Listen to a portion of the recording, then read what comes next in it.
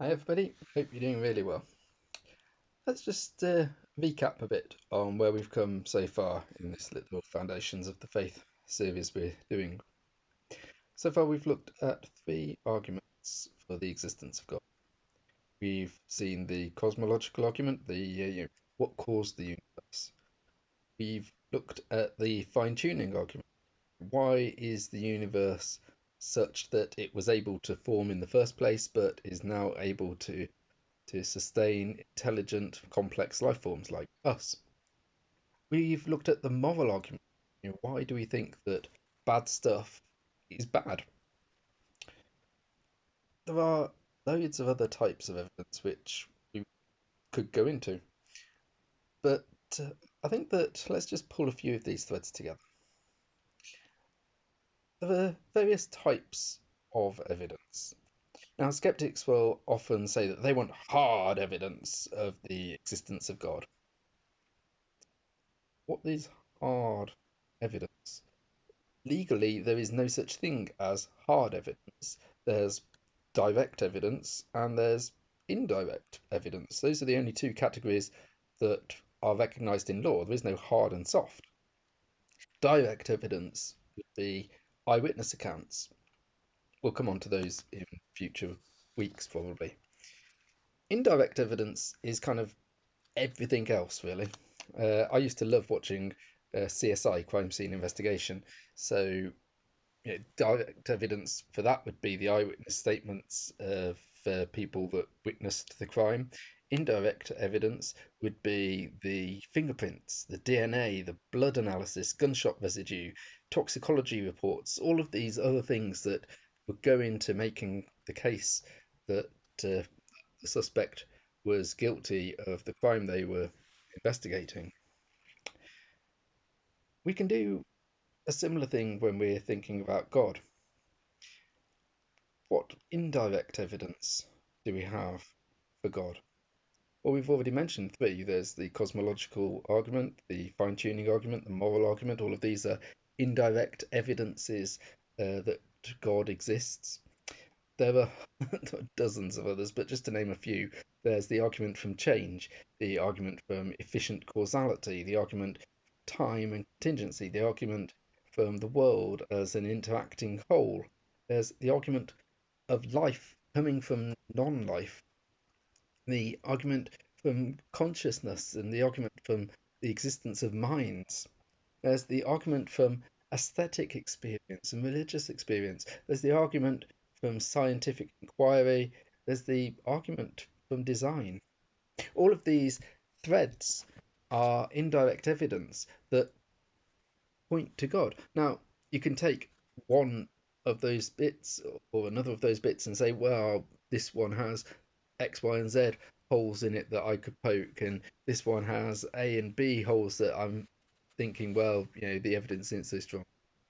But just like in the episodes of CSI or in real investigations, where a fingerprint on its own might not be enough to find the correct suspect, or the gunshot residue or the blood analysis on their own might not be enough to secure a conviction. In the trial, all of these things are brought together. It's not just one piece of evidence that a jury is asked to think of when they are considering verdict.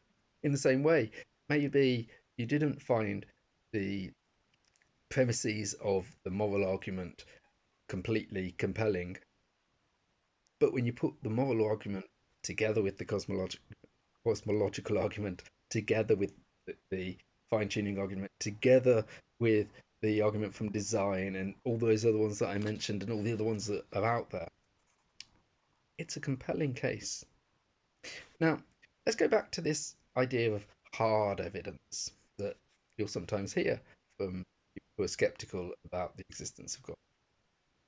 Sometimes the hard evidence that they are after is kind of, it's even been said, I want to see in the stars that they suddenly arrange themselves to say, "Hi, Joe, I exist, love from God." Or I want to see on the side of a mountain it written in 20-foot high letters, "Hey, Fred, I'm here and I'm real." check me out from God. And the thing is, first of all, even if those things were to happen, I think that they'd probably still be skeptical if they were honest. I mean, let's face it, you drive along and see Mount Rushmore and the faces of the presidents chiseled into the rock, and you don't think it's a miracle. You think that a human carved it out. And in the same way, I think that if he saw the side of a mountain a message from God, they would probably say that uh, you know, somebody just wrote it there. If they saw the stars aligning to write a message saying, "Hi, I exist," they'd probably put it down to too much alcohol or some drones flying in formation or some such other thing as that. Try to write it off. Because sometimes there is a bias against the evidence. One of the things, though, that is common with those two types of sign that they would want to have is that it is encoded message. You know, the stars aligning to write a message. It's a code. It's an alphabet. In our case, the English alphabet saying, "I Joe, I exist, love from God." In the same way, if you were to see a body with a pool of blood next to it, then you might say, I think that that person has lost a lot of blood. I don't know what happened to them. I don't know whether it was an accident or a deliberate act of malice that caused that to happen. But if you saw in the blood the message saying they got what they deserved, then you'd know that something could happen, right?